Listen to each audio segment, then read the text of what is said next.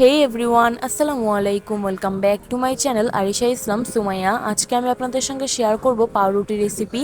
তো চলুন দেরি না করে দেখে নেওয়া যাক। প্রথমেই আমি ইস্ট নিয়ে নিচ্ছি 1 টিস্পুন পরিমাণে, তারপরে দিয়ে দিচ্ছি পানি এখানে 2 টেবিল চামচ পরিমাণে, চিনি দিয়ে দিচ্ছি 3 টেবিল চামচ পরিমাণে। তো সবগুলো উপকরণ দিয়ে আমি ভালো মতো নেড়েচেড়ে মিক্স করে নেব। আর এখানে পানিটা কিন্তু অবশ্যই কুসুম গরম পানি হতে হবে।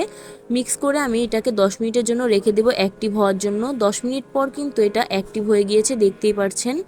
এবার রুটি বানানোর জন্য একটা বোলে আমি নিয়ে নিচ্ছি 1 কাপ পরিমাণে ময়দা। আপনারা চাইলে আটাও ব্যবহার করতে পারেন, কোনো সমস্যা নেই। এরপর দিয়ে দিচ্ছি পরিমাণ মতো লবণ, দিয়ে দিচ্ছি 1 টেবিল চামচ পরিমাণে গুঁড়ো দুধ।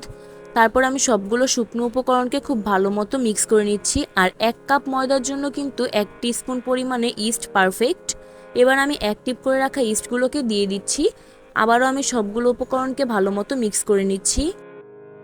শুকনো উপকরণগুলো মিক্স করে নেওয়া হয়ে গেলে এখানে আমি দিয়ে দিব 1/4 কাপ পরিমাণে রুম টেম্পারেচারে থাকা পানি।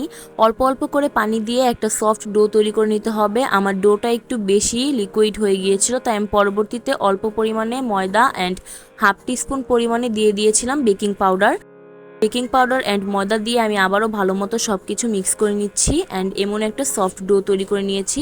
ডোটা যখন সফট হয়ে আসবে তখন আমি এর মধ্যে দিয়ে দিব 1 টেবিল চামচ পরিমাণে সয়াবিন তেলটা দিয়ে আবারও ভালো মতো মিক্স করে নিব। পাউরুটি বানানোর ক্ষেত্রে আপনি ডোটাকে যত বেশি মথতে পারবেন আপনার রুটি কিন্তু তত বেশি ভালো হবে। আমি এক হাতে ক্যামেরা ছিল তাই ভালো মতো মথে দেখাতে পারিনি, কিন্তু আমি অফ ক্যামেরা অনেকক্ষণ মথেছিলাম। আর দেখেন আমার ডোটা কিন্তু অনেক সফট হয়েছিল।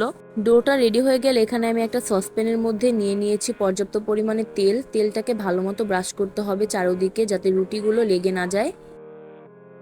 তো এখন আমি আবারও ডোটাকে কিছুক্ষণ মথে নিচ্ছি অ্যান্ড ছোট ছোট করে লেচি করে ভাগ করে নিচ্ছি। এখানে আমি 4টা রুটি বানাতে পারবো যেই পরিমাণে নিয়েছি। তো ডো থেকে আমি একটা লেচি নিয়ে নিয়েছি অ্যান্ড ভালো মতো রুটির শেপ দিয়ে দিচ্ছি। আমি হাতের সাহায্যে ঠিক যেভাবে করছি আপনারাও চেষ্টা করবেন এমনভাবে করতে, তাহলে কিন্তু রুটিটা উপরের দিক থেকে স্মুথ হবে।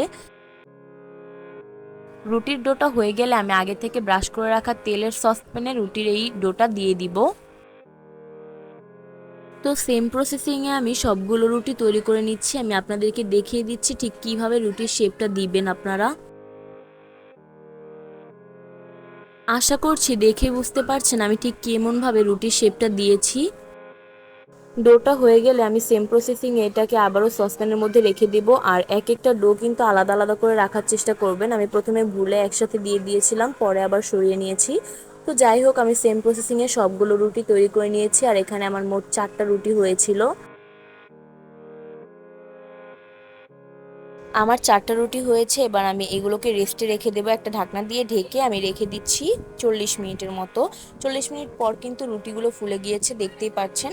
এবার আমি এগুলোকে বেক করে নেব। তার আগে আপনাদেরকে দেখিয়ে দিয়েছি ঠিক কেমন হয়েছে। আর এটার উপর কিন্তু বেক করার আগে অল্প পরিমাণে পানি ব্রাশ করে দিবেন, এতে করে একটা সুন্দর কালার আসবে। আপনারা চাইলে ডিমের কুসুম ফেটিয়ে দিতে পারেন।